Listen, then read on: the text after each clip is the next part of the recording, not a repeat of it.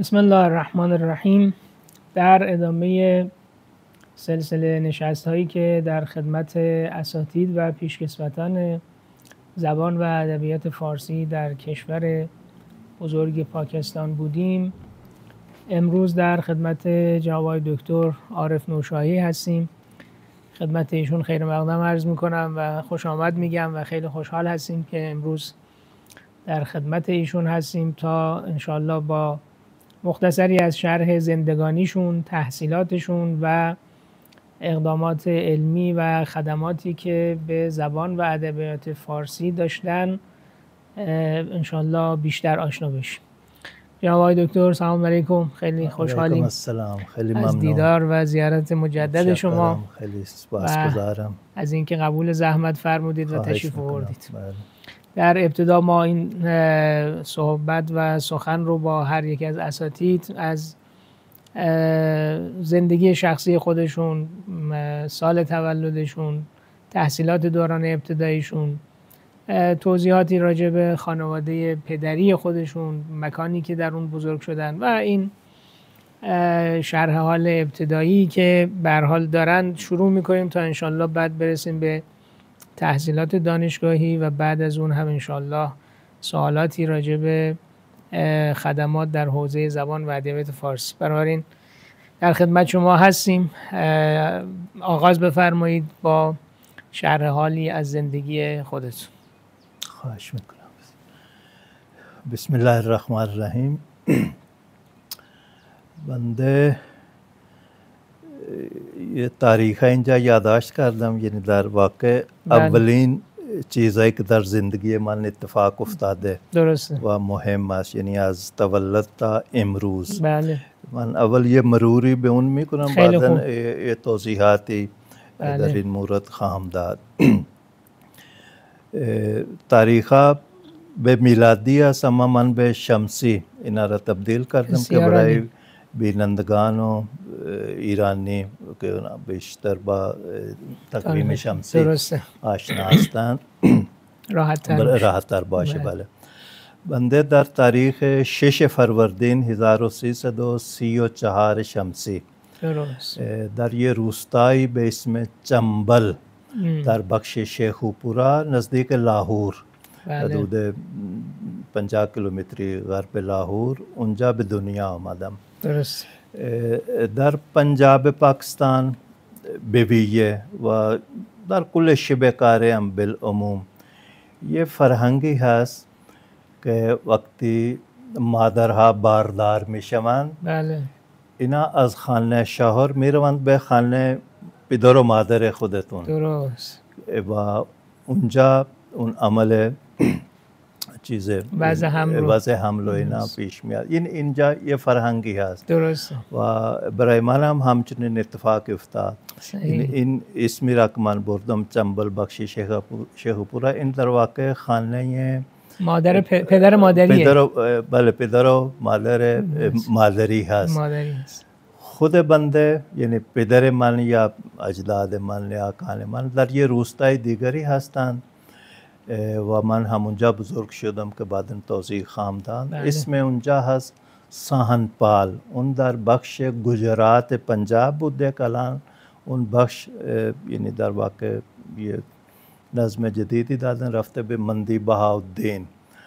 به این ترتیب یعنی محل تولدم چنبل بخش شیخوپورا است، اما مسکن و ماوا و اینا ساهنپال بخش مندی بهاءالدین پنجاب پاکستان است.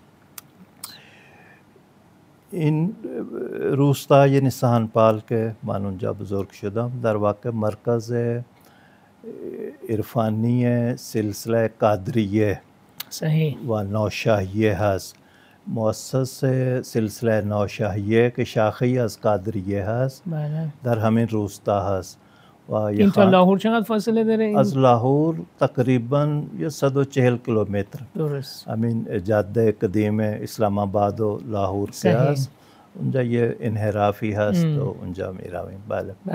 و این خانقاه و مزار حضرت نوشاه گنج بخش که بنیانگذار این خاندان هستند، نوشاهیه، اونجا هست.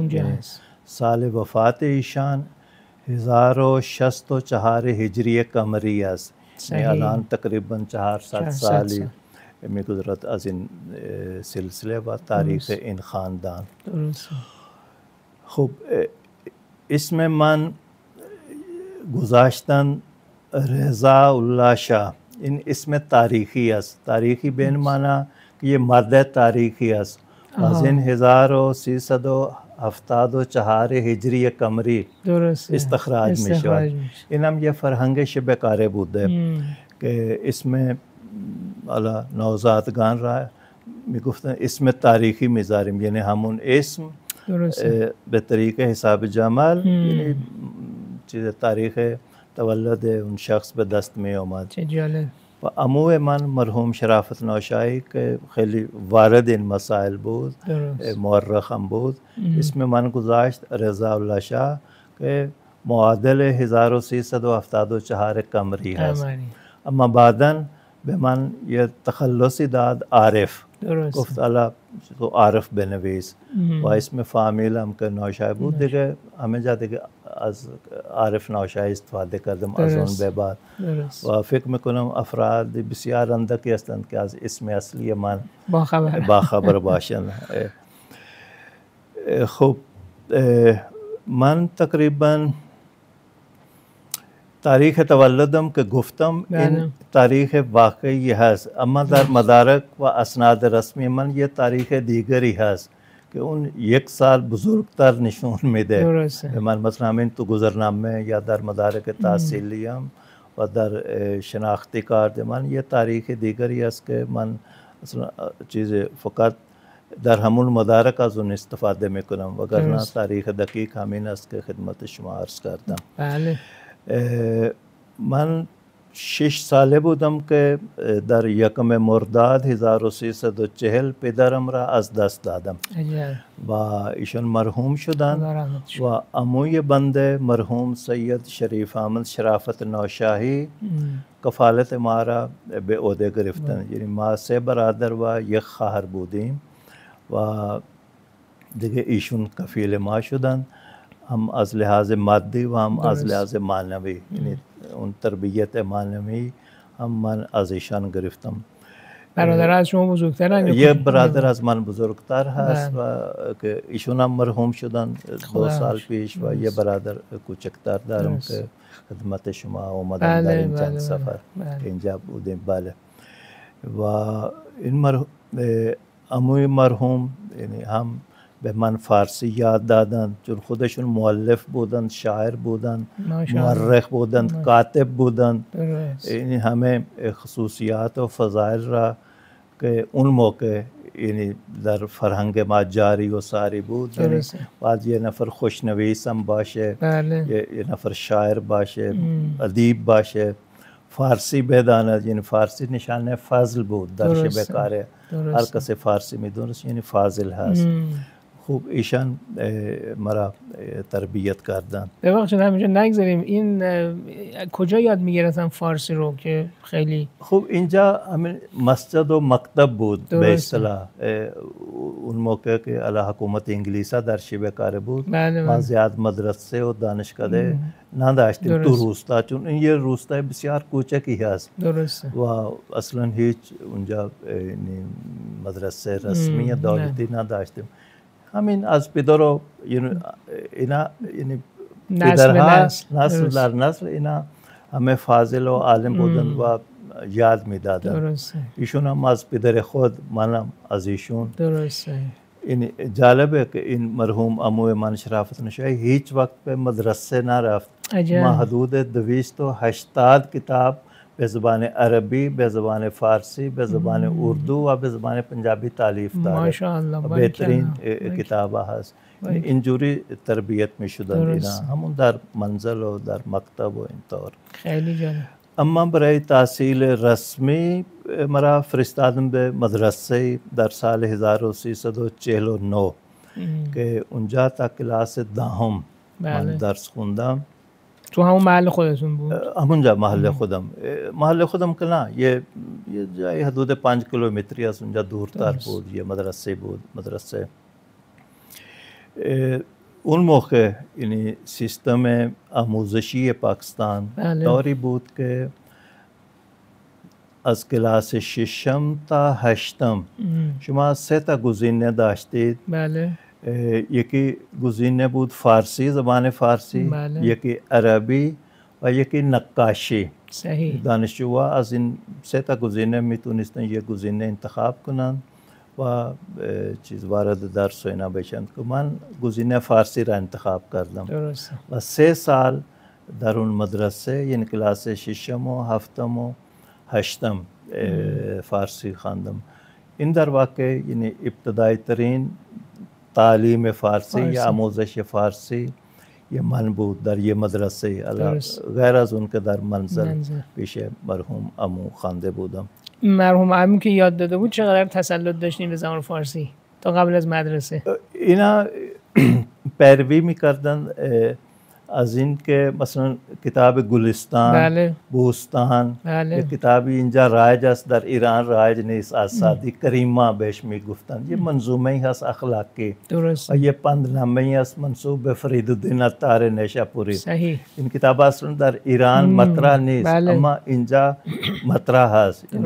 از اینا ابتدا میکردن. این کتابی هم آسان بود، هم اخلاقی بود، هم درس اخلاقی میدادن، هم زبان. بله. من از اون کریمه و پندنامه از اینا شروع کردم در منزل.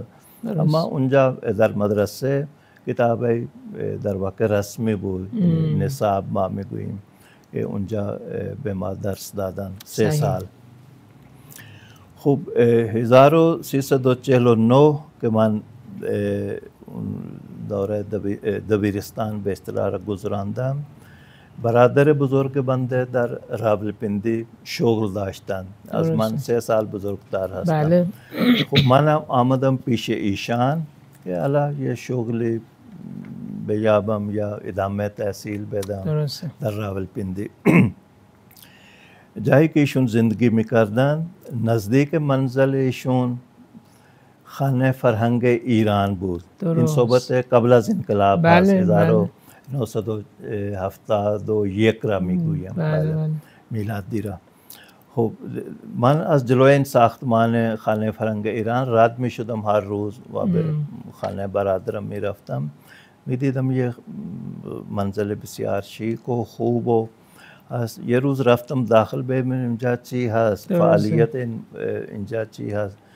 دیدم که یک کتابخانه هست و کلاسای فارسی دارند و از این روزنامه های ایرانی، مجلات ایرانی اونجا روی میز چیده بودند چیزا.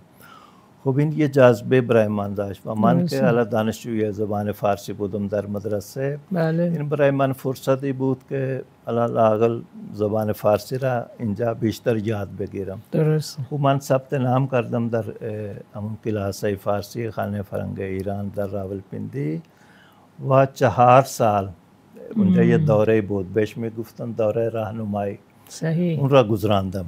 بله. هم معلمای پاکستانی داشتم، مرحوم دکتر علی رضا نخوی، مؤلف تذکره نویسی فارسی در هند و پاکستان. درست. و مرحوم دکتر سید سبت حسن رضوی، مؤلف فارسی گویان پاکستان که این کتاب را مرکز تحقیقات چاپ کرده. و معلمای ایرانی داشتیم، خانم اقدس رضوانی بودن، ایشون همسر دکتر تسبیحی هستند. اگه دکتر تسبیحی اون موقع کتابدار مرکز تحقیقات فارسی بودن و خانمشون در خانه فرهنگ درس میداد. یه خانم ترکان دخت سقاط الاسلامی بود، ایشون هم یادم هست مرحوم شدن. اینا معلم ایرانی بود و من 4 سال اونجا فارسی یاد گرفتم و این فرصتی بود که با فرهنگ ایرانم آشنا بشم، چون برنامه‌های زیادی داشت خانه فرهنگ، نمایشگاه ها، فیلم و تور و شخصیت فرهنگی که از ایران می اومدن اونجا جلسه می گذاشتن، ملاقات داشتیم.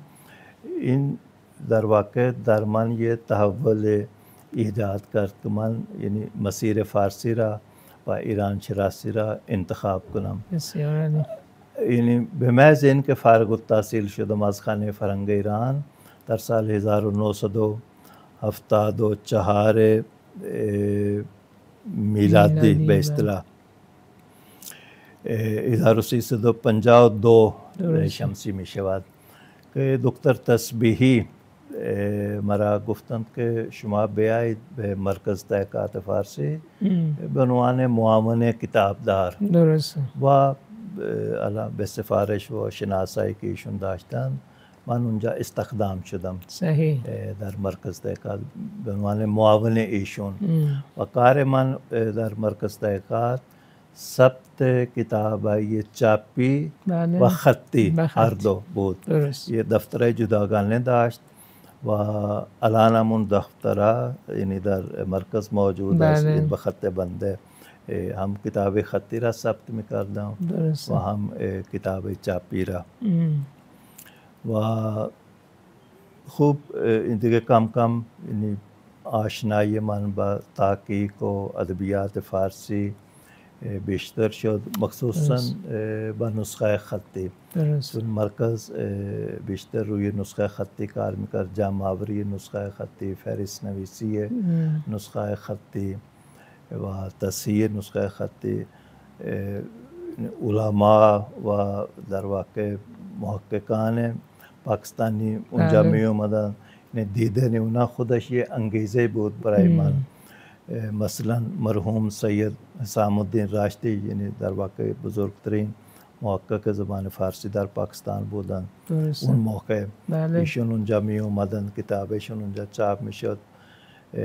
یادم هست که کار غلطگیری هم به من می دادن. اون موقع کار همین مرحوم راشدی به اسم مثنوی مهروما از جمالی دهلوی زیر چاپ بود و این غلطگیری ها به من دادن. آقای تسبیح که اینا را یعنی اونم یه نوع یاد دادن این کار بود. همینطور مرحوم دکتر غلام سرور اونجا می اومدن و کتاب ایشون در مرکز چاپ شده و افراد زیادی که من اولین بار اونجا دیدم. خوب این دیدارها و این دیدنها و اون محیط مرکز تحقیقات فارسی یعنی یه علاقه فوق‌العاده در من ایجاد کرد که من به طرف کار ادبی و بیهوشی بیام. از مشخصه که در اون سنواتی که شما اونجا تشریف داشتین اساتید زبان فارسی و محققین زبان فارسی هم تعدادشون زیاد بوده. بله، اون نسل هنوز یه نسل درخشانی بود. درسته. در واقع نسل اول پاکستان بود، یعنی بعد از استقلال پاکستان 1947 یه نسلی که اون موقع جوان بود، حالا اینا یک کمی پیرتر یا بزرگتر شده بودن و پخته تر شده بودن و مطرح بودن. همین مرحوم راشدی که گفتم بیشترین کارهای تحقیقی فارسی در پاکستان تا به امروز ایشون انجام دادن. ولی مثلا یه تذکره شعرای کشمیر دارن در 4 جلد ایشون کار کردن. تمام متون تاریخی فارسی که مربوط به تاریخ سندھ هست، منطقه سندھ و تذکره های شعرای فارسی گوی منطقه سندھ ایشون تصحیح کردن، چاپ کردن. درست. و همینطور دکتر غلام سرور که فارغ التحصیل دانشگاه اسلامی علیگڑھ بودن، دکترا همونجا گذراندن در علیگڑھ. راجب شاه اسماعیل صفوی بود رساله ایشون. خب بعد از استقلال پاکستانشون آمدن پاکستان، چون اصلشون از پاکستان بود و اینجا ادامه کار دادن. اولین رئیس بخش فارسی دانشگاه کراچی بودند ایشون. صحیح. بله.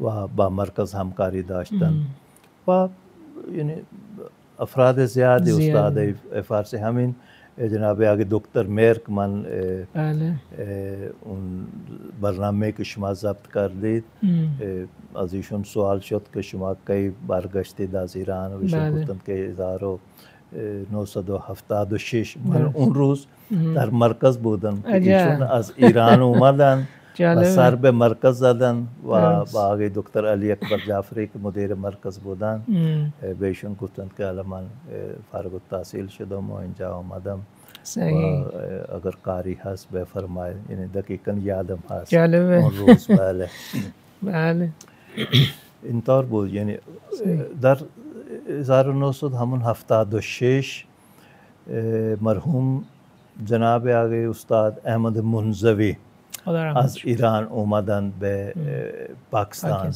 یه سفر توریستی داشتن، میخواستن از پاکستان به هند و به افغانستان بروند و برگردند به ایران. یه سفر توریستی، یه کوله باری داشتن و چون با مرکز آشنایی داشتن یه روز سری زدن به مرکز تحقیقات که نسخه، چون ایشون در واقع فهرست نویس بزرگ نسخه خطی در ایران هستن. خب اینجا اومدن که یه دیداری داشته باشن، نسخه خطی را ببینن و دکتر جعفری ملاقات کردن. دکتر جعفری بهشون پیشنهاد دادن که شما بمانید همینجا، ما یک گنجینه عظیمی از نسخه خطی در کتابخانه گنج بخش داریم و فهرست نشده است، شما بمانید و این را فهرست بکنید. ایشون هم قبول کردن و دیگه برنگشتن و 14 سال اینجا ماندن و یه خدمت بزرگ اینجا هم برای مرکز هم برای پاکستان انجام دادن و اون خدمت بزرگ، اون فهرست مشترک نسخه خطی فارسی پاکستان در 14 جلد است. حدود 60,000 نسخه فارسی که در پاکستان هست به وسیله فهرست نویسان مختلف که تربیت یافته مرکز بودن، اینا به شهرستان ها می رفتن، گزارش می دادن تحویل آقای منزوی و ایشون هم ویرایش می کردن، تحقیق می کرد و این 14 جلد اینجوری آماده شد به در واقع تحقیق ایشون و تالیف ایشون. و خود برای نسخه خطی گنج بخش هم ایشون 4 جلد که اینجا بودن چاپ کردن و جلد 5 بعد از ایشون که ایشون رفتن، چون یادداشت ایشون اینجا موجود بود، بنده اونا را تدوین کردم، گردآوری کردم و به عنوان جلد 5 اون فهرست چاپ شد. یعنی از شماره 1 تا شماره 14,000 ایشون فهرست کردن و بعد از اون هرچی هست اون فهرست نشده هست در مرکز تحقیقات. بله. وقت جناب عالی با ایشون همکاریتون رو ادامه دادید؟ یعنی مرحوم منزوی که اومدن شروع کردن، خب شما هم تو اون تاریخ در مرکز تحقیقات بودید؟ بله من در مرکز تحقیقات بودم. ملحق شدید به آقای منزوی؟ بله ایشون در واقع زیر بار خودشون مرا گرفتن و در سال 1978 میلادی بله به من ماموریتی دادند که تو برو به موزه ملی پاکستان کراچی، اونجا حدود 3,000 نسخه خطی فارسی هست، اونا را فهرست کن. خود آقای منزوی؟ خود آقای منزوی به من ماموریت از طرف مرکز تحقیقات، یه ماموریت رسمی من به توصیه ایشان. درسته. بله. و من خوب اون موقع یعنی سال 1978 یه جوان 23 ساله بودم و هیچ وقت از خانه و خانواده دور نشده بودم. خب من رفتم کراچی با همون مرحوم راشدی که الان ذکر خیرشون بود، با ایشون ملاقات کردم و گفتم مرکز مرا برای این کار فرستاده است، شما لطفاً اجازه بگیرید برای من از موزه ملی پاکستان. ایشون همراهی کردند و رئیس موزه را دیدند و اجازه گرفتند و من شروع به کار کردم و 9 ماه در کراچی بودم پشت سر هم اونجا و روز صبح می رفتم موزه، شب تا شب کار می کردم و 3,000 نسخه موزه را و همونجا یک گنجینه دیگری بود متعلق به انجمن ترقی اردو پاکستان، اونم 1,000 نسخه داشت. یعنی کلاً 4,000 نسخه در اون مدت 9 ماه اونجا فهرست کردم. هنوز اونجا بودم که در ایران انقلاب شد. همونجا خبرش را شنیدم، در کراچی بودم و خوب بعد از 9 ماه من برگشتم و اینجا کلاً یه تغییر و تحولی شده بود، یعنی به علت انقلاب یعنی همه چیز تعطیل شده بود، کارمندان رفته بودند، فقط آقای منزوی ماندند و من. درسته. دیگه کسی نبود. آقای تسبیحی هم رفته بودن؟ آقای تسبیحی هم رفته بودند، بله. و اون ساختمانی که مرکز، این ساختمان اجاری که مرکز در اسلام آباد داشت، بله، اونم اینا تخلیه کردن به علت نداشتن بودجه، چون همه چیز به هم خورده درسته. بود و اینا همه نسخه خطی و کتابخانه و وسایل خود را منتقل کردن به ساختمان خانه فرهنگ راولپندی. بله اونجا رفتن. قبل از اینکه بیان اسلام آباد هم ظاهرا تو راولپندی بودن، درسته؟ بله، اون یه ساختمانی بوده، الان هم هست. درست. از اونجا اومدن اینجا در ساختمانی مختلفی بودن، اما بعد انقلاب که مزیکای مالی و این مسائل بود، اینا برگردوندن به از ساختمان خانه فرهنگ استفاده کردن که الان اونجا لااقل اجاره خانه ندارن.